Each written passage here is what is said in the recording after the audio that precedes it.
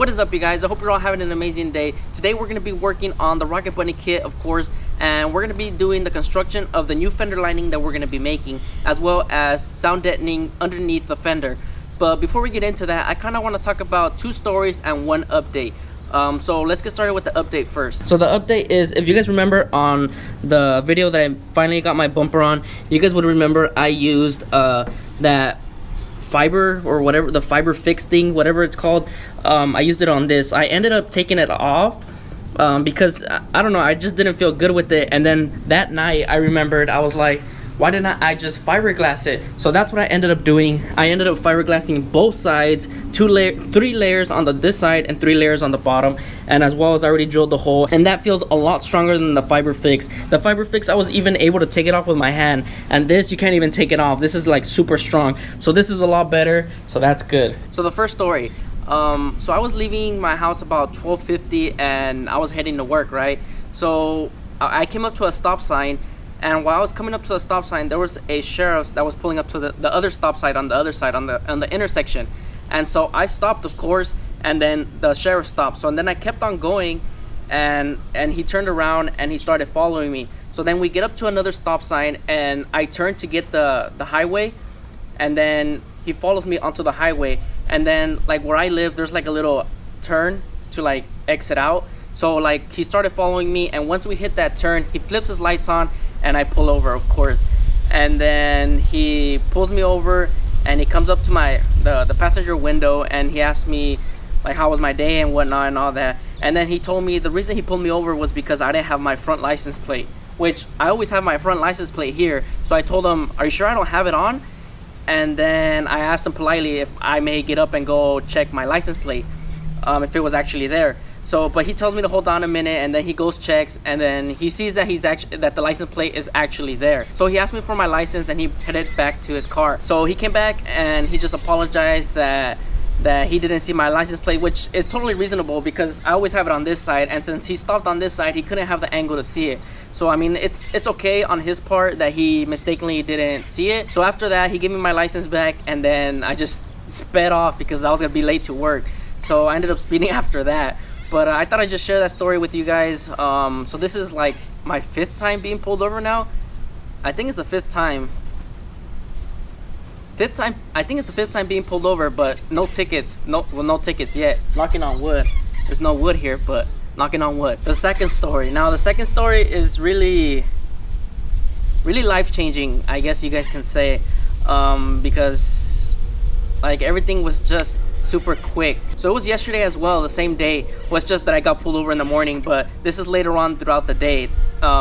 So I started working on my car, of course, and I wasn't recording or anything because I was just going to be making some brackets, and I was going to be welding them on the car because we're going to be needing them. And since I've never practiced on how to weld or anything like that, my dad knows how to weld. I asked him if he could weld it for me. So I wasn't gonna record anything like that because it's nothing very interesting. You're just making brackets and you're welding it on the car. So I was just gonna get it prepared for tomorrow, for tomorrow's video, which you guys are watching right now. I wish I was recording so I could have recorded it all. It would have been something good to look back at. But what happened was my dad started welding this side, right? And so he was welding it, and everything went out fine. Then we moved over to this side, and he started welding it, and of course he's welding and he has a mask and everything, so I'm not able to look. So I was like somewhere over there by the tree. If you guys see the tree over there, I was like standing over there so I wouldn't look at the sparks. And all I hear is my dad scream, "Fire, get the water hose." And like I turned around in shock, and the first thing that came into my mind was, is this really how it's gonna end? Like is this really it?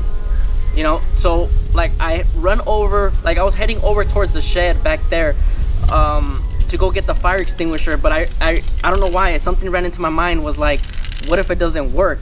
Because we've had that fire extinguisher for a while now, and I was like, what if it doesn't work? So I headed over to the side right here next door, right here by the window, because there's a water hose over there.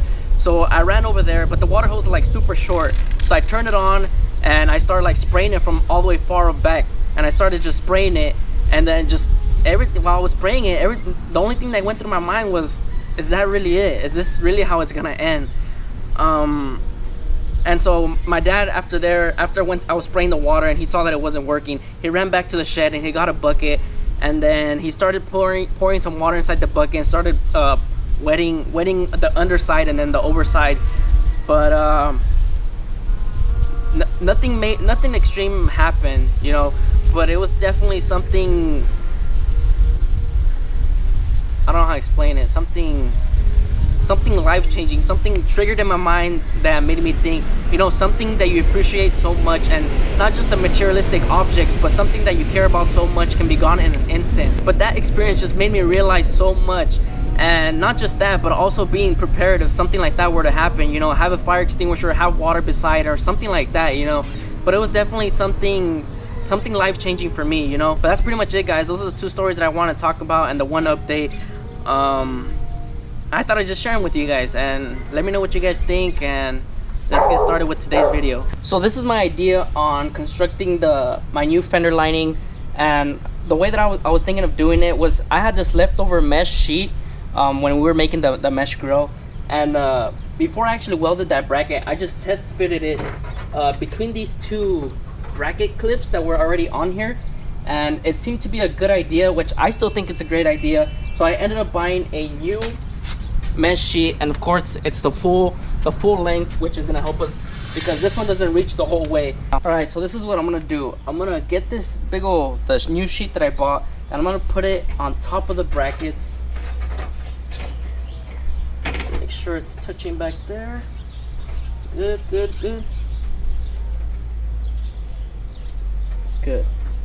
So as you guys can tell, I got it all lined up to where we need to cut it. I just left a little excess so we can kind of bend it in the inside and connect it to the inside of the fender, so it can look kind of more flush. So I'm gonna take it off and we're gonna start cutting it.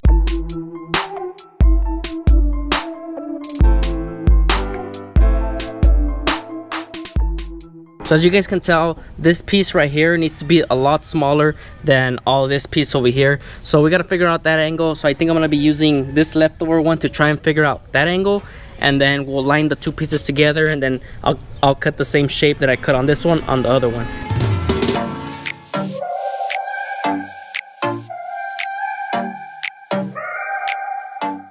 So I got it all set up to how I wanted it.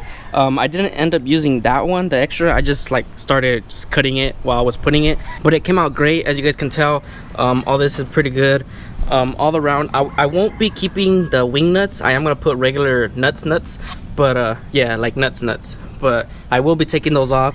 The only thing I think is gonna cause a problem is right here, this angle right here. I feel like we need to go all the way back and down, because I don't know if you guys remember, we cut this extra over here so we can slide over the fender flare. So I think that's gonna be a problem, but we'll get the fender flare right now and we'll check that out.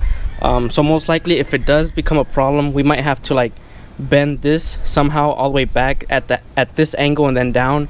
But let's go get the fender flare and then we'll figure that out. See, yeah, so it looks like it is going to become a problem. So we have to figure out a way to cut all this and make it all the way back here. And I need to feel you when you hold me. So I got the mesh sheet already all how I want it. It's all shaped up. There's a hole right there and a hole down there, but that's not much of a problem because once we start laying the fiberglass over it, it's gonna just cover that whole section. So that's not really a problem. So I already tested out the fender flare already, how it's gonna fit. It fits perfectly, but the only problem that we're running into right now, in order to take off the fender so we can start fiberglassing, there's a bolt back here behind this cover, and now all this is in the way. Right now there's not a problem because I can take off that bolt, but I'm saying once we fiberglass over this piece right here, there's no way to reach that bolt unless you remove the fender lining first. But for now, I'm going to take off the fender so we can start fiberglassing and see if it actually is going to become a problem. So I got the fender off already, and as you guys can tell, I put the wheel on as well. I just want to see the type of gap that was still left, and just keep in mind the wheel is not compressed, but I still think that's good enough space, so we should be good. So now what I'm going to do is I'm going to start fiberglassing. I'm just going to start doing this half first, and then I'll start doing the back side, and then just do it piece by piece so it can start getting harder and harder like every single time I lay fiberglass on there.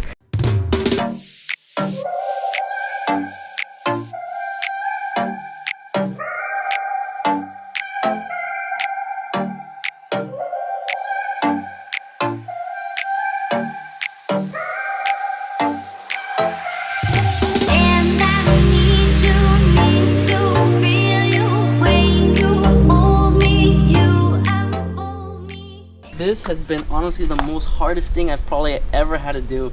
I'm not the greatest fiberglassing. I didn't know how to fiberglass until we did the fuel cap, covering the fuel cap. So this is my second time, and honestly this is the most hardest thing I've ever had to do. I'm second guessing if I should still waterproof the underneath, because there's not that much under here that you need to waterproof, but I just wanted that precaution of what if like there was stuff to get rusted or something like that. But I don't know. I don't even know if I should continue, or I don't know what. I'm just gonna wait for this to dry and we'll see from there.